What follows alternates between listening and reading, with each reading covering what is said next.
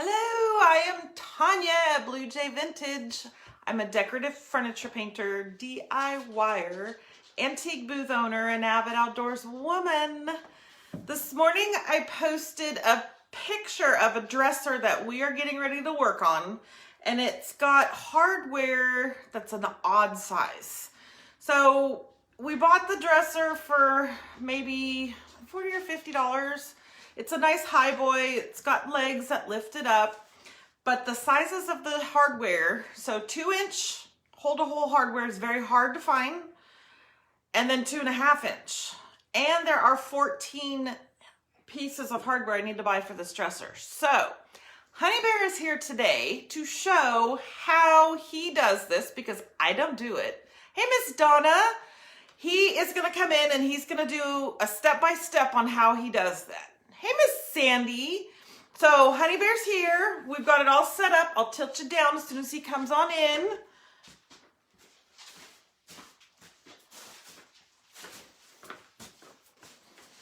Hey everybody, how you doing? Bear with me here. This is one of my first videos, so I'm going to try and show you how we do this, try and help you out, answer any questions that I can. Like Tanya said, what we're doing is on this one, we're going from 2.5-inch to a 3-inch on our handles. So what we're going to do is we're going to plug one of these holes and then we're going to drill a new hole out. And we're going to show you step by step how we do that. So everybody who doesn't know how can do it and maybe give you a couple tips along the way, or at least show you how we do it. Sandy says hi, Honey Bear. Hi, Sandy. Tanya's going to be watching the monitor for me and answering any questions because I'm not good at doing 100 things at once. Thank you, Miss Sandy. I appreciate that. So if you have any questions, feel free to ask. I've got some notes here to help myself and help you guys out. So let's go ahead and get started. Like I said, we've got 2.5 inches here, and 2.5 inches is difficult to find handles. So we're going to go 3 inches. Now we could plug both of these and drill all new, or we could just plug one and drill a new hole for just the one. So that's what we're going to do. And what I like to do is I like to find a dowel that fits the same size as this hole. This one fits right exactly the same size. So it's really nice and easy. So you don't have to do any extra fitting or any extra sanding to make that dowel fit in there. And what I will do is I will cut a piece. I'll stick it in there all the way through to the back side. And I'll just mark it with my knife so you know how long to cut it. And on these thicker dowels, it's a little bit harder to cut. On the smaller dowels, you can just use any kind of cutters. On the thicker ones, it's a little bit harder. So what I like to do is I just use my hand miter saw, and I'll just go ahead and cut it that way. I'm not going to cut on the wood here or on this table. So I've already got a piece that's already cut. You can see it's not that big. They're pretty small pieces, maybe 1/2 inch or so. And that fits right into the hole. And I use the Titebond 2 glue, and I'll just take a little tiny bit of the glue and put it on the outside of my dowel. Doesn't take much because of that tight fit. And this glue cleans up with just water. On the premium glue, it has a cleanup time of just a couple of minutes. I just use a paper towel. Put just a little bit on there. And what you can do, let me put my glasses on so I can see what I'm doing. I just put a little bit into the hole. Now you can squeeze into the hole if you want, but generally what happens is you squeeze too much and it drips through into your drawer. And then you have a big cleanup mess. So I just put a little bit onto the inside of the hole. And then I will put the dowel in. And then I will just tap it with a hammer. Hang on for the ride a little bit as the camera shakes. tap that in. I'll wipe the glue, and then I will use my dowel to just tap it down just a little bit below the surface. And the reason I do that, I'll show you in the next step. There we go, just a little bit below. That's a little far, but that's all right, it doesn't matter. You can go a little bit further. What winds up happening is if you don't tap it down below the surface, because it's not a flat edge on the dowel where you cut it, it doesn't fill quite right when you put the wood filler in there. So you wind up sanding down, sanding down, sanding down. All of a sudden, you have a little bit of a concave surface. So if you go down a little bit below the surface, and when you put the wood filler in, which we'll do on the next step, then you can smooth it out nice and flat, and you don't see the little tiny holes. So as we go on to the next step, you can see I've already got that one, this side in, it's glued, it's dried in here. We've already got this one prepared. I don't know if you can see that with the camera. Right here, we've already got that one. That one's in there, about the same as the first one we just did. So I take my wood glue, or my wood filler, and I just like to use, I don't know if you can see, it's just Ace wood filler in the natural color. It's the only color I've ever seen it in, so I don't know if it comes in another one, but it's just Ace. I buy it by the tub because I use so much of it repairing the furniture. And then I've just got basic putty knife, spatula, spackle knife, whatever they want to call it. And I always start it with a clean. I always clean it before I start out, because if you leave it, the old dried up crusty stuff on here, you don't get a real smooth surface when you use it. So always start with a clean blade. Just take a little bit, just fill in that hole. Just fill it in, pack it in there pretty good, and then put just a little tiny bit on the surface. You don't need to go too much, and just spread it thin on the surface so you don't have to do a lot of sanding once that's dry. And this is always a good time when you've got the wood filler out to go over the rest of your project or the rest of the particular drawer that you're working on, and fill in any other spots that may need it on that drawer. You can see, I don't know if you can see here, if you can get the camera over. I've already done this edge over here because there's a little bit of a hole on the side here that needed to be fixed. So I just go over and I'll find any edges that need to be filled or any holes in the wood that need to be filled while I've got the putty out, and I'll go ahead and I'll fill those in while I'm doing this. Now, the other thing that I like to do, because you get limited on space sometimes, like on this, where you've got 7 drawers or however many are in this monster, you're limited on space. So what I like to do is try and do each step on every drawer at the same time. So what I'll do is I'll count out how many holes I need to fill. So I'll pre-cut all my dowels. And then I'll go through and then I will fill all my holes all at one time. And then I'll go back over and I'll putty them all at one time. And then I'll do all my sanding at once. And then I'll drill everything at once. And that's where you save your time when you drill all at once. And I'll show you when I get there. You'll see, if you don't do it all at once, if you do each drawer individually, you're constantly changing your drill bits. Because I use 2 different drill bits to do that. So you're constantly going to be changing your drill bits. So it's nice to do everything step by step on all the drawers at one time. Put them all together, lay them all out, so you can just go along and do them all together at once. Otherwise, you're going back and forth, and sometimes you get confused. You forget where you're at, and you might be puttying something. You putty up half the holes in one drawer, you fix half the drawers, you go back, and you forget that you didn't fix the rest of them. So as this dries, we come back down to this one here, which is already dried. I've already got that to the drying step. So the next step is to sand this. Now, normally I take my hand sander, but I'm in the house, and somebody wouldn't like it if I used my hand sander in the house and made all the furniture dirty. No, thank you. So I'm just going to take the sanding block. This is a 150 grit sanding block.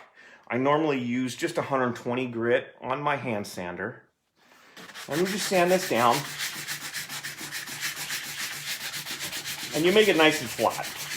It's going to take forever if I use this sanding block.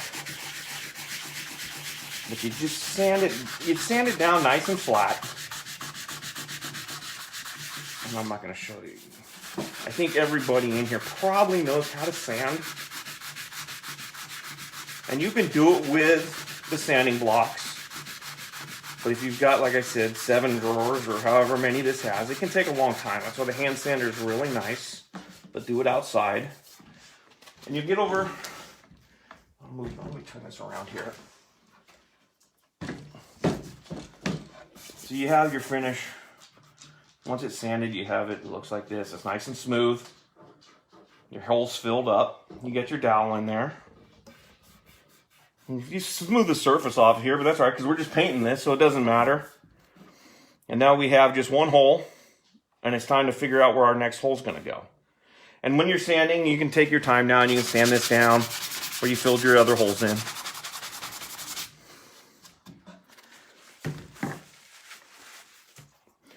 So what we do now, we're going to measure and drill our holes for our new handle. So we need our pencil, which maybe I didn't bring in the house. That's okay. I can do it without a pencil. Look right over there. There's pens, but I don't know if there's pencils. Yeah, that's okay. I can do it without a pencil. Okay. Thought I brought it in, but that's okay. I can do it without a pencil. Tape measure. So what I'm going to do, I'm going to measure my 3 inches first. I'm going to go from the center of this hole, and I never use from here because you always get a weird measurement. It's all sticking up, and I always go from. I'll go from one of the inch markers here, and I'll just count out 3 inches. So we're going from the 4, so we're going to go out here to the 7. And I'm just going to scribe across here.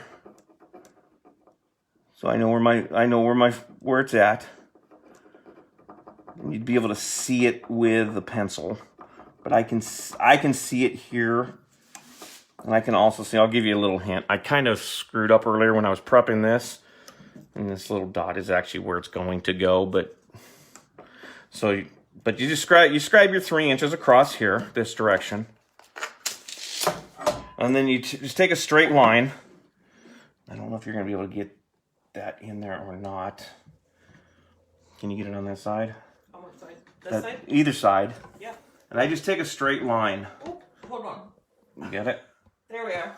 Between the center of this hole and the center of the one we just plugged up, out to the line we just drew, and I find that center, and I just punch a little bit of hole in the wood, and that marks my spot, so I know where it's going to go.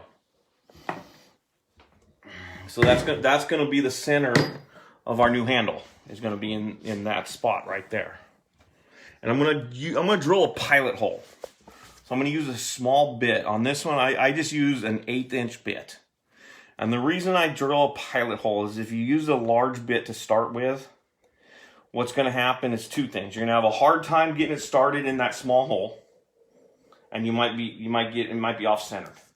The bit might jump a little bit around the wood, and it might come off of that's where you have your mark. And number 2, the large bit, it may chunk up your wood around here. So you're going to wind up with the wood splintering. So I like to use a small bit first. Like I said, this is an 1/8 inch bit. And I just, nice and easy, just drill the hole up, start drilling the hole out. Just go through. Get your nice pilot hole drilled. And you just switch your bits out. And go up to your next size is going to be your final hole size, which I always match the same size it was in the drawer to begin with. In this particular drawer, it's a 9/32 or a 19/64. Kind of a weird size, but that's what it is. I just matched the bit to the hole that was already there from the previous. And this one is the 19/64. And when you start out the drilling, start it out slow so you don't, again, it doesn't chip the wood. And you start out nice and slow. And once it gets bit down into the wood, then you can go ahead and just drill right straight through.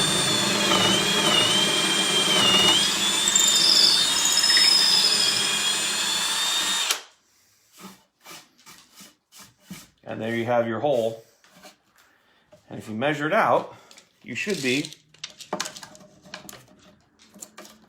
3 inches center to center. So now you have your 3 inches, your 3-inch hole. Now on the back side of your drawer, and this is up to you how you want to do this, and if you want to. I always, oops, wrong side.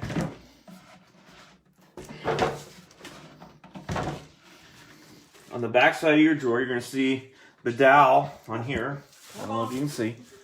Get the camera in there, okay. The dowel doesn't go all the way through. So you can, if you want, you can putty that up. Hold on. You see there? Yeah. You can putty that hole up if you want, or leave it. I generally leave it. I mean, there's no reason to putty it up. It's just a hole. I mean, unless somebody can lose their underwear or something in there when they fill the drawer up. I don't know. But if you get a little bit of wood splintering on this side, it's always a good idea. Just take and sand it down a little bit. Or if you get like on this top one here that we just did, this is from when we just started the first hole that we did, we filled with the dowel. There's a little bit of a rough edge there because the dowel was the same size as the hole going through. I'll hit that with the sander just so somebody doesn't hit their finger on that, and it's a little bit rough. So you can go ahead and hit that with the sander, sand it down a little bit if you want. That's up to you. But just make sure that there's no splinters or anything back here, so when somebody's putting clothes in their drawer, they don't hit anything. And like I said, if there's any glue that dripped in there, you can go ahead and fix that. And the other thing I like to do on these, when you have them out, this is a double drawer. So it's reinforced here, and it's got. Let me get the camera in here. Okay, it's got reinforcement. I go through and I always tighten all my hardware. Tighten the screws on here. Make sure they're all tight, and then I make sure everything on the drawer is nice and tight. And I fix anything at this point in time. Look how filthy I am. I know, you're dirty. I'm dirty. And then I go through and I'll tighten my screws here and here. And I just make sure everything, because I've got it out anyway, I might as well go ahead, tighten everything down, make sure everything's in good shape. If my slides have problems, this is when I'll replace them. As well, I've got them out and I'm fixing them. I'll make sure everything's tight. Like I said, I'll go through and I'll sand all this stuff down if it needs to be sanded. If anything needs to be sanded off the finish on the front, if there's anything rough, I'll go ahead and sand that down. This is the time to do it. You've got the drawers out. You're prepping it. A lot of times we get stuff that the finish is just horrible, and the whole thing needs to be sanded before it can be painted and cleaned and painted. So this is when I'll do it. I've got them out. I'm replacing this stuff. So this is the time to do it. I use this same method on. We have 2 drawers in this same dresser that have little decorative things in the front that are also put in with screws like this that are on like a inch and a half. And we're not going to replace those on there. So I use this same method of filling the holes that I did here to fill those 2 holes, and then I just sand them down. Makes it nice and smooth, and when we paint over it, you can't even tell that those holes were there or that there was anything there to begin with. So it's the same method. You just put the dowel in, glue the dowel in, fill it with the filler, and you can sand over it, and you can't even tell that it was ever there. You can't tell that there were any holes. So that's pretty much how we do the holes. We have, I can tell you how I don't have the drawer in here. On the top drawer, we have 2-inch. They're actually 2 inches apart, and we're going to go to 3. So we're going to do the same thing, but instead of just moving over a 1/2 inch, I'm going to fill both holes and move outside a 1/2 inch on each one. It's a little bit more challenging, And you have to be careful when you do move that if you're moving, I like to make sure that I'm moving a 1/2 inch or more. Because if you're moving less than that, you run the risk of drilling into the old hole and splitting that. And then it becomes a pain trying to fix that hole. And it can get ugly.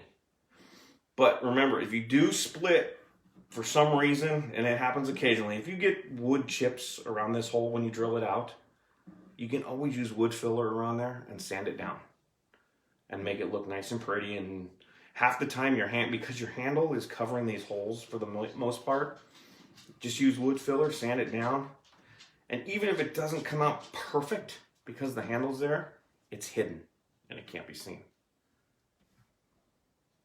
So anybody have any questions, comments, answers, suggestions, anything? So this is also why it's important to have an idea of the size of your hardware before you start painting. I have done pieces where I get them finished and then realize that it's a size that I can't find hardware for. We have to go through this process and I have to paint it all over again. So I have learned to measure my hardware first, see if I can find what I want. If I can't, then we have to change the size of the holes to match the hardware I'm going to look for. But imagine getting your piece all done and then having to do this. It's not fun. No, it's not.